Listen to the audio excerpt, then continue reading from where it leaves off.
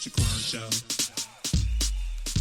Hey, what's up? Thanks for tuning in to the Shaquan Show, the only place where normalcy is not necessary, but flourishing within your means is. Welcome back to another episode of Hey Girl, nice to meet you. You already know, if you have been rocking with me, what up though? Welcome back. I'm so glad that you're here. And if you are brand new here and this is your first time, hi, hello. Hey girl, nice to meet you. I'm so glad that you have chosen to join us. I am your host, Shaquan, and today we are talking about something that every single one of us has had to face at some point in our life, and that is forgiving those closest to us. Family, or those we revere as family. And I'm not talking about like the cute kind of forgiveness, I forgive you because I'm over it. It is what it is kind of forgiveness. I am talking about forgiving the things that are hard to forget. There are some things that just do not leave your memory. There is some hurts that are still living rent-free, and we are landlord to them. There are some offenses that really don't fade with time.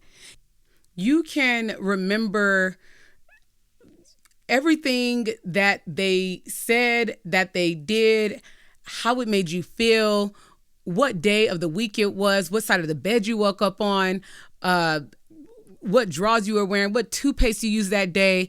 It is almost like it happened just yesterday.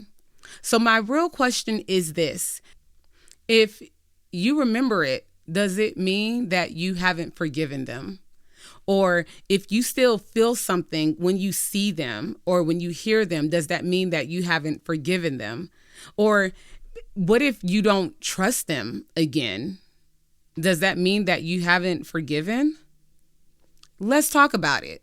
I want to talk about it because I feel that it is one of the biggest misunderstandings across the board of the topic of forgiveness, right? I think that society has cultured us to make us believe that forgiveness is supposed to feel good. Like, I would even argue this is even sometimes in church, because we talk about forgiveness a lot, but we don't talk about the other side of forgiveness. But like I was saying, it's almost made to seem like once you have forgiven someone, you're just going to wake up the next day all of a sudden healed and feeling light and brand new and ready to just go and hug them and grab their hand and skip into the sunset under a sky filled with almond joys and kisses. But no, that's not reality. Trust me. I know. I've tested it. In my few little years here on God's green earth, what I have found is that forgiveness is actually not a feeling. It's not something that you feel. Forgiveness is, in fact, a decision. Well, actually, it's a series of decisions. And before I even go there, let me go ahead and preface right now. No, this is not Bible study, but I need for you to have something to reference after we're done with this discussion. So yes, I did find something, a passage or a story in the Bible that you can go back and check out once we're done here. But it's in Genesis 45. So let me just set it up for you in case you have never read Genesis 45 and you're interested, or maybe you have and you just need a quick little synopsis, a reminder of what it is.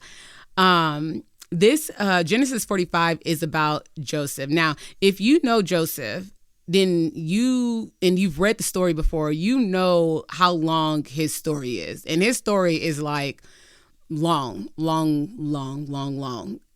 His story literally runs from Genesis chapter 37 all the way to Genesis 50. And I believe it's probably one of the longest narratives in the Bible. And honestly, it's one of the most emotional. And it has everything to do with what I said today's topic is about, forgiving those closest to you. Moreover, forgiving family. Have you ever heard the phrase, it be your own people? Well, this is literally the epitome of that, because Joseph wasn't hurt by strangers. Joseph was hurt by his own blood, his brothers.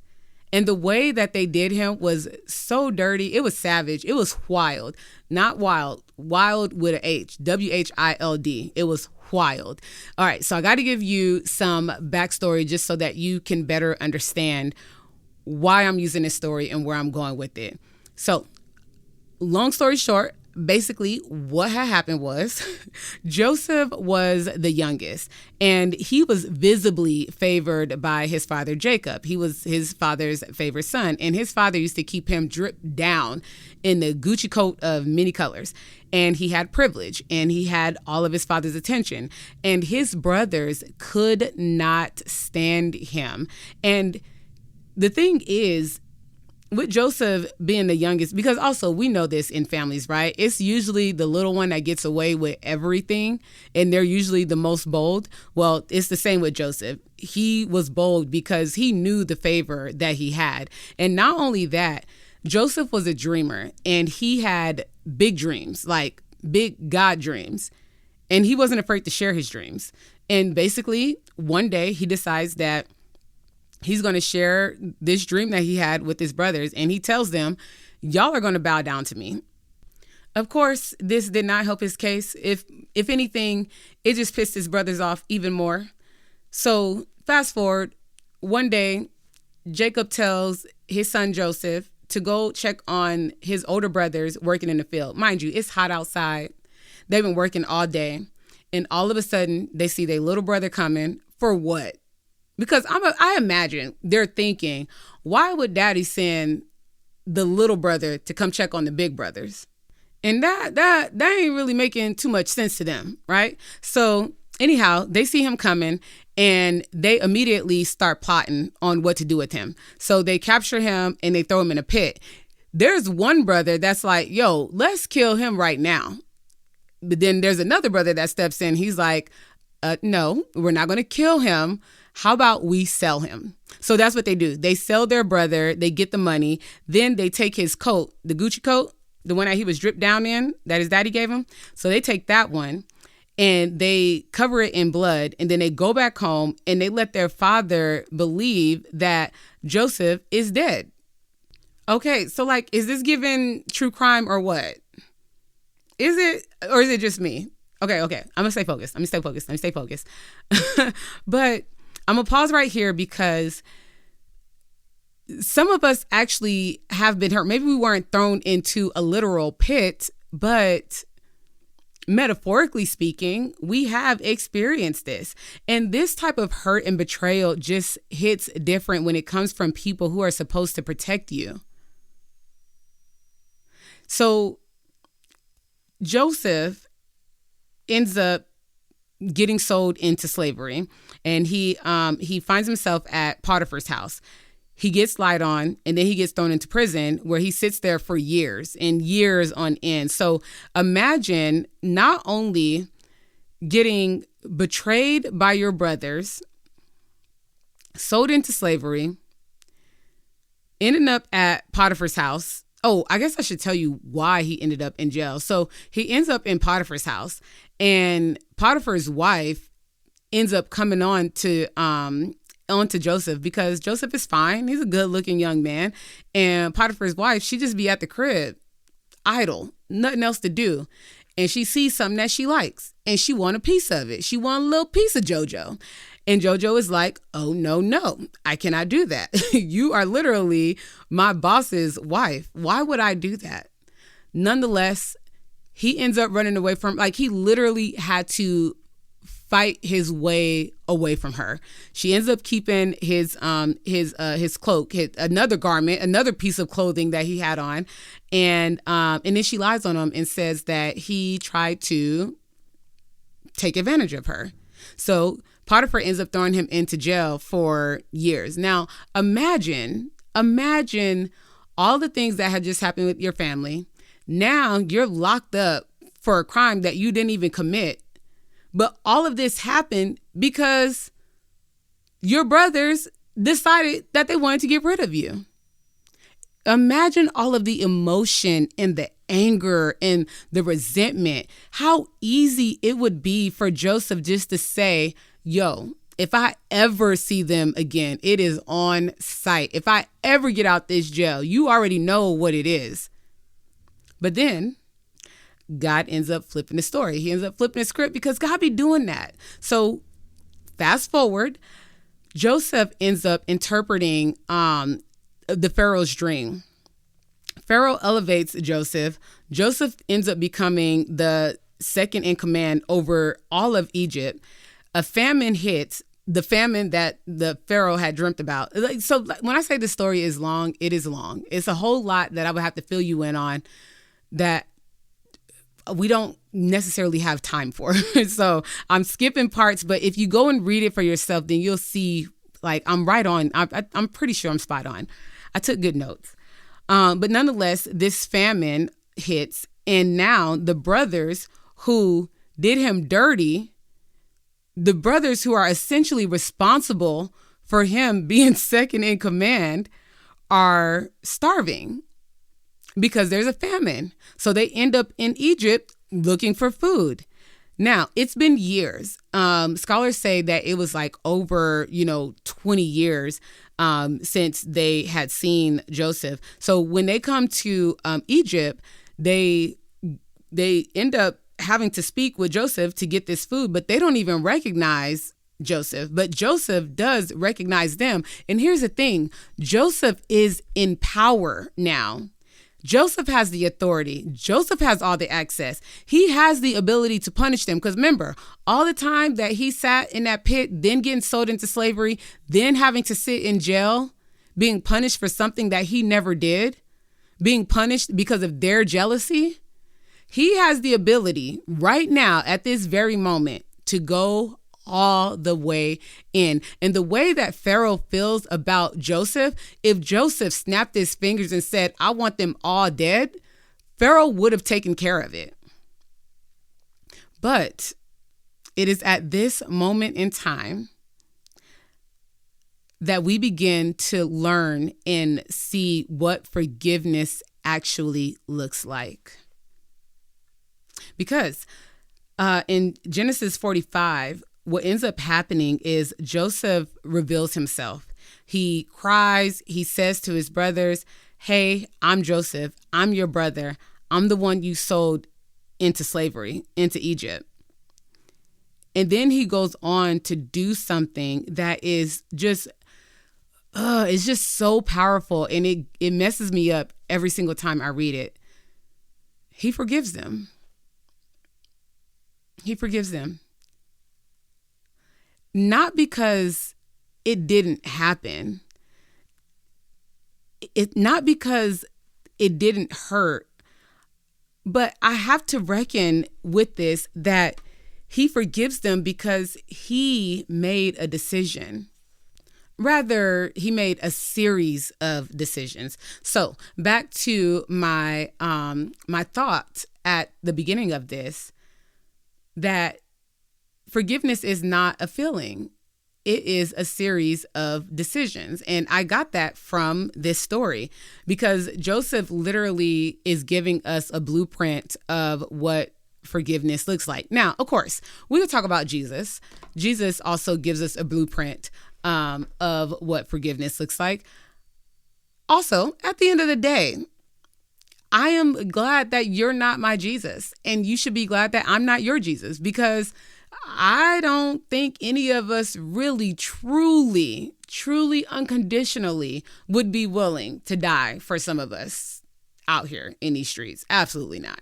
But the goal for many of us is to learn how to love, live, and lead like Jesus. Yes, that is a shameless plug for my church, Legacy Church Chandler.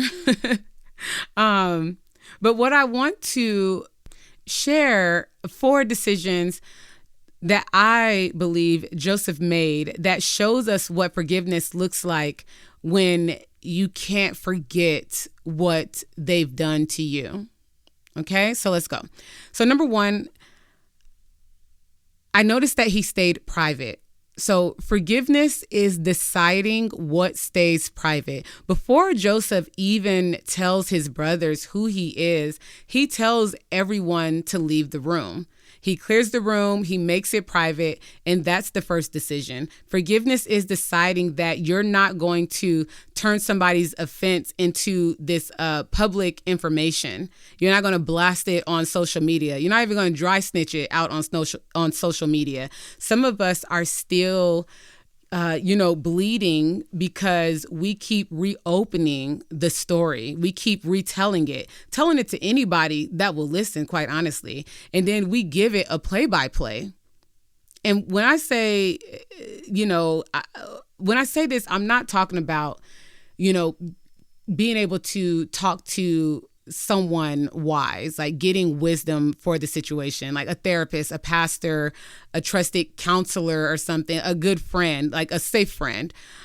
There's a difference though between processing what happened and then poisoning it as well. Because process is healing. Poisoning is for reputable damage. It's for reputation. It's for reputation damage of the other person. And Joseph, I think it's pretty clear that he shows that he doesn't want to damage their reputation. He didn't embarrass them. He didn't expose them in front of Pharaoh. Like I told you guys earlier, he could have. He didn't call a meeting. He didn't create a group chat and start talking about it. He kept it private. And that's how you know that you're healing, when you are no longer trying to recruit people to dislike the person who hurt you. And that's a word. That's a word, because an unforgiving heart loves an audience. An unforgiving heart is ready to tell it front to back, adding a little extra detail for a little more pizzazz on the story. But a healed heart is okay with being quiet. So ask yourself, do you keep bringing it up because you're not healed? Or do you keep bringing it up because you want that other person to suffer? You want them to look bad. You want them to feel how you felt. But Joseph says, no, everybody out, because true forgiveness knows what to keep private. Okay? Number two, forgiveness is refusing to get revenge. And I know that we love to use the scripture, vengeance is mine, says the Lord. And when we say that, what we really mean is, Lord, get them. Get them. Do to them what they did to me, right? But what we see is that Joseph had the power to ruin them. He had the power to kill them, but he didn't.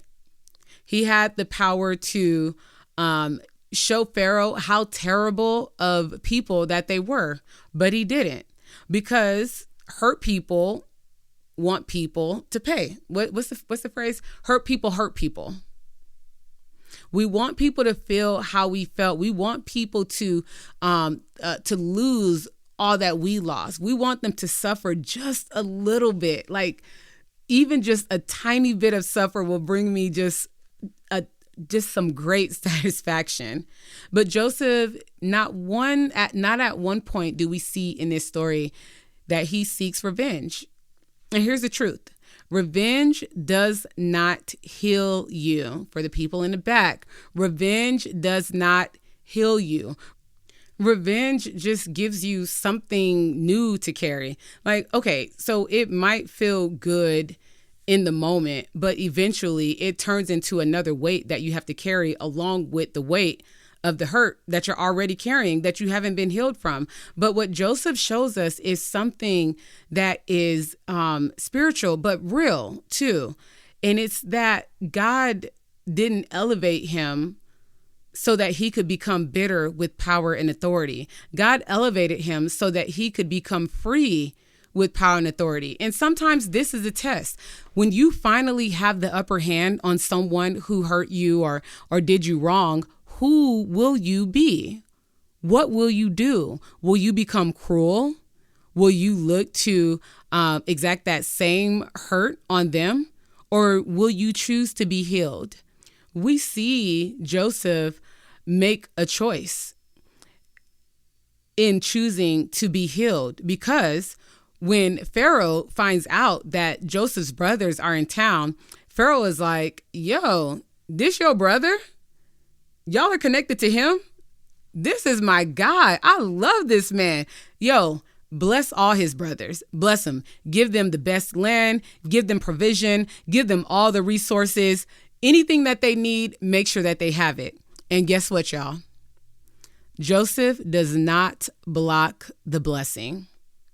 That right there is healed, resolved, mature, whatever other adult word you want to put on that, because some of us we struggle with that part, right? We like to pray the prayer, right? Like, Lord, you know what, Lord, bless their heart, bless them, let them see you the way that I see you. Treat them the way that you've treated me. And then all of that starts to go out the window when God starts doing exactly what you prayed for, because it's all good until they start thriving. All of that goes out the window when they start thriving. It's like, all right, Lord, I mean, I said bless them. I didn't say bless them like that. But Joseph doesn't resent them at all. He allows them to receive that blessing. Forgiveness is not just about releasing them from punishment, but it's also about releasing them from your need to see them suffer or to see them punished, right? Number 3, forgiveness is not rewinding the offense. Oh my goodness, this one is major, because Joseph's brothers, they come to him multiple times in this story. And when you read it, you'll see they came to him like 4 or 5 times. But Joseph only confronts the offense one time. He doesn't keep replaying it. He doesn't keep restarting the argument. He doesn't keep making them relive it every single time that he sees them. He doesn't keep reminding them of how the story went, how you remember it, what your truth is. At some point, feel me on this, please. At some point, there becomes a point where the constant replaying of the situation is really just self-harm. I'll say it plainly. Some of us keep hurting ourselves because we keep pressing play on an old situation.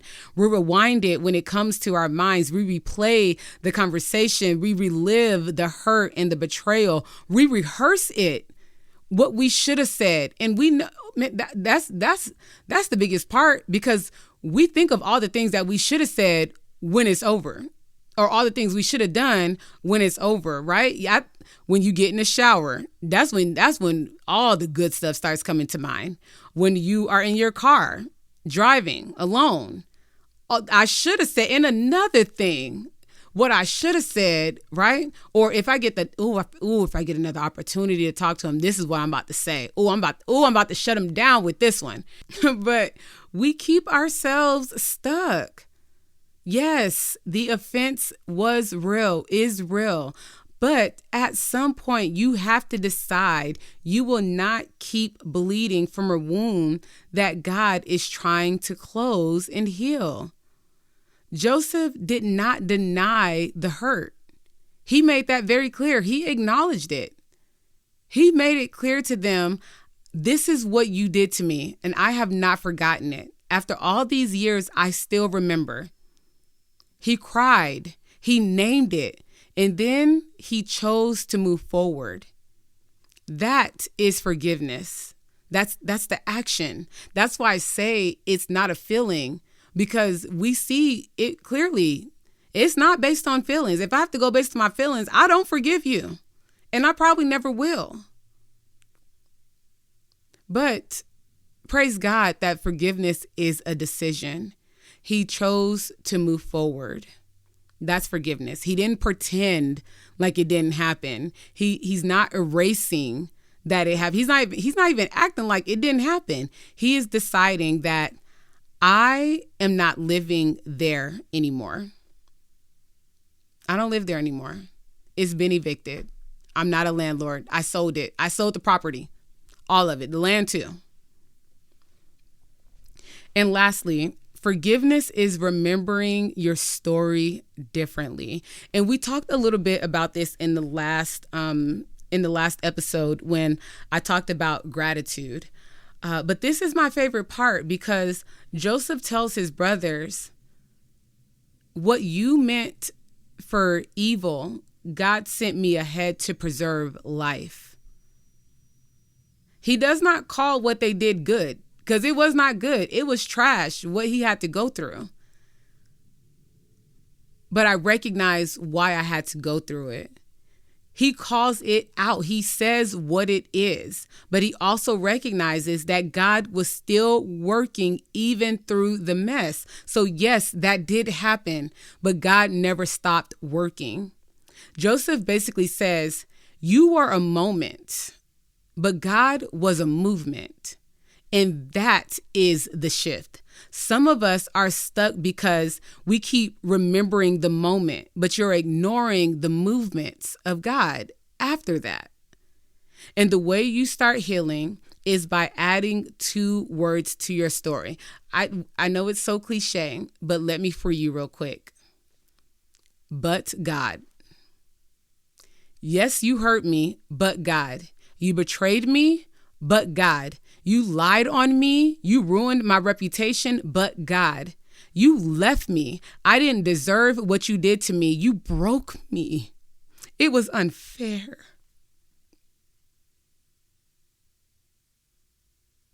But God. Joseph's forgiveness came from a new perspective. He didn't have amnesia about what happened. He never forgot what happened. He just reframed it.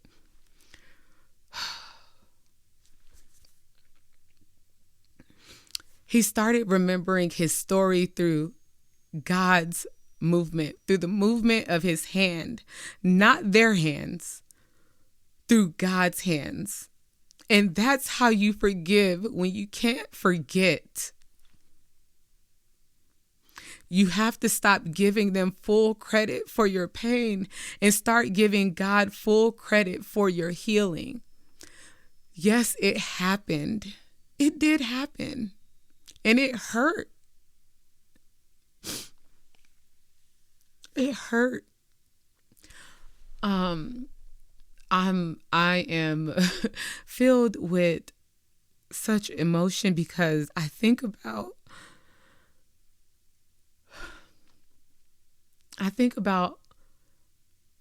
everything that I have been through from childhood to now. I think about everything that my mom had been through.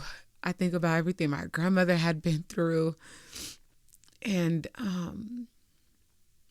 that I really truly can say, but God. Seriously, but God. Like,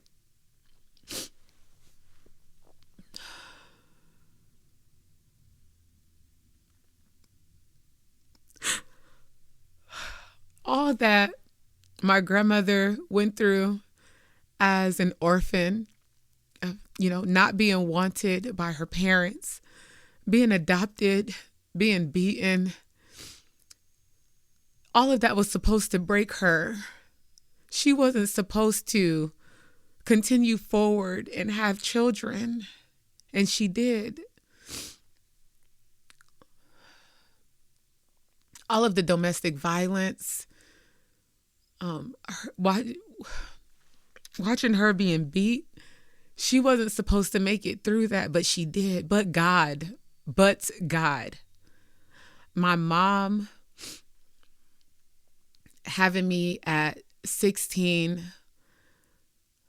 me as a toddler watching my mom be beat over and over.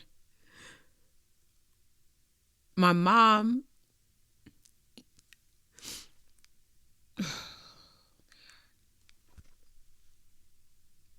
I'm sorry.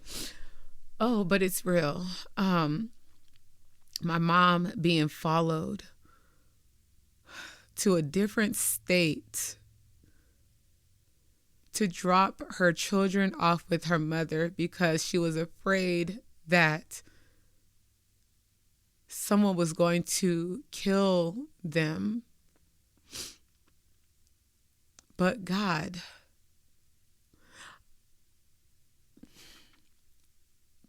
we weren't supposed to make it this far. I wasn't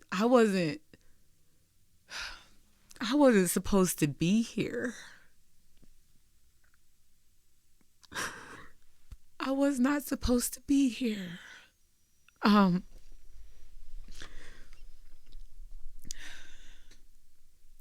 Granted, her life was still taken, but God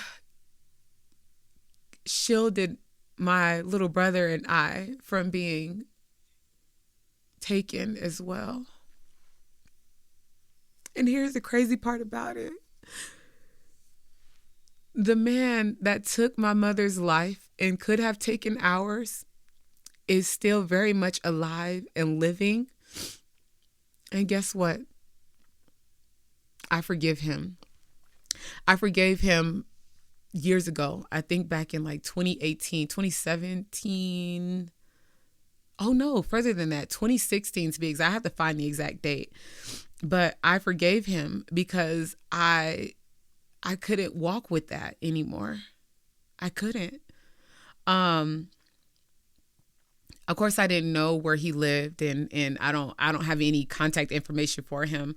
But I did put it on social media, just because I know that there may have been some of his kinfolk that were connected to my relatives that may see that video, and I didn't say anything disturbing or make him relive it. I just wanted him to know that what you did out of anger and out of jealousy,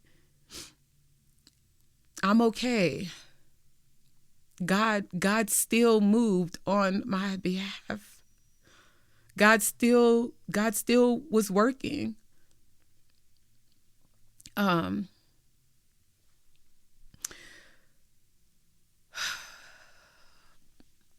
Yeah.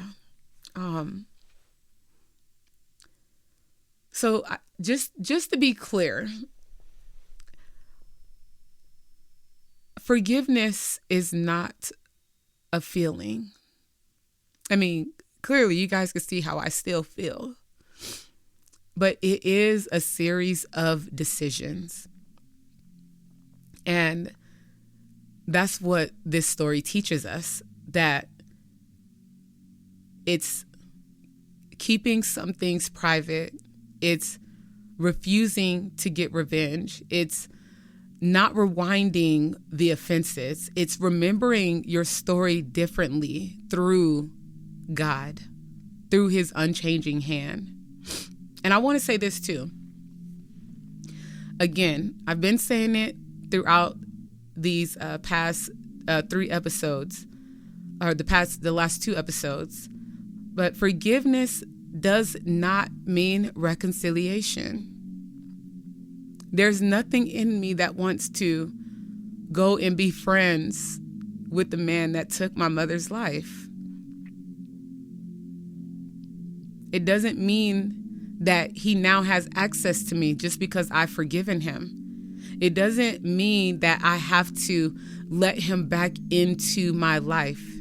It means that I refuse to let the offense keep living in me. I refuse to let the offense keep leading me, controlling me. You cannot flourish within your means, as I like to say, while you're carrying what belongs to your past. It's not possible. It's not possible to carry the hurt and offense and still be able to recognize all that God is still doing. That's why I say, but God. You meant to take us out. You meant for that to be our detriment, that to be the end of us. But God. Man, okay. Yeah, thanks for hanging in there with me, guys. I know that was a little bit of a roller coaster. Yeah. I haven't done this in a while, but I got some homework for you. I want you to either journal these two things or, maybe just take some time to really mull over them and think about it. But number one, what offense do you keep replaying? And number two, what would shift if you started remembering your story with "but God" in it? And maybe you need to write a short prayer. God, help me to forgive without pretending. Help me to heal without replaying and rewinding. Help me to release what I can't forget. And that's it. In Jesus' name, amen. Short prayers are still heard prayers. We think that we have to go to God with this high level vocabulary, but God is like, yo, just talk to me. And that's what I do. I keep it real, simple, and it's still powerful. And it's still heard. I know that it's heard because I can look at my life today. Right?